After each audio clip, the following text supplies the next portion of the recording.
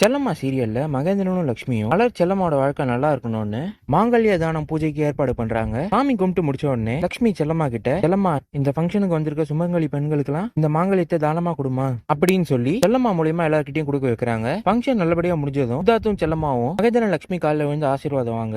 ரெண்டு பேருக்குமே நல்ல வார்த்தை சொல்லி, இனிமேல் அந்த மாணிக்கத்தால உங்களுக்கு எந்த பிரச்சனையும் வராது, நீயும் சரி மலரும் சரி அவனை நினைச்சு பயப்பட வேணாம், கண்டிப்பா அவன் மாட்டிப்பான், நீங்க அவனை பத்தி நினைக்க வேணாம்னு சொல்றாங்க. இவங்க பேசிட்டு இருக்கிறப்போ போலீஸ் கமிஷனர் சில போலீஸ்காரங்களை கூட்டிக்கிட்டு செல்லம்மாவோட வீட்டுக்கு வராரு. மகேந்திரனும், வாங்க கமிஷனர் சார், இந்த மாணிக்கத்தை பிடிச்சிட்டீங்களா, இந்த சந்தோஷமான செய்தி கேட்கறதுக்காக தான் நாங்க காத்துட்டு இருக்கோம், அவன் செல்லம்மாவையும் என் பேத்தியும் ரொம்பவே டார்ச்சர் கொடுத்துறான், அவனை சும்மாவே விடக்கூடாதுன்னு சொல்ல, கமிஷனரோ, சாரி மகேந்திரன், நீங்க சொல்றது எல்லாமே வாஸ்தவம் தான், ஆனா இப்ப அந்த மாணிக்கம் உயிரோட கிடையாது, செல்லம்மா அவன் தலையில அடிச்ச அடியில பிரெயின் டெட் ஆகி அவன் அப்பவே செத்து போயிட்டான் அப்படின்னு சொல்ல, இது கேட்ட குடும்பத்தாளங்க எல்லாம் ஷாக் ஆறாங்க.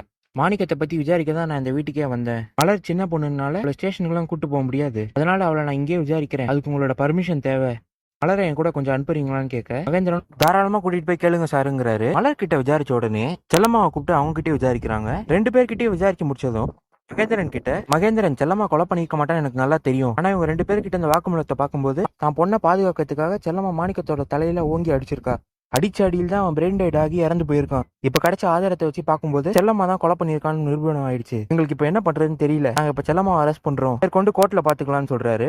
இதை கேட்டதும் குடும்பத்தாளுங்க எல்லாருமே செல்லம்மாவை நினைச்சு அடாறாங்க. இதான் இன்னைக்கு எபிசோட் நடந்தது.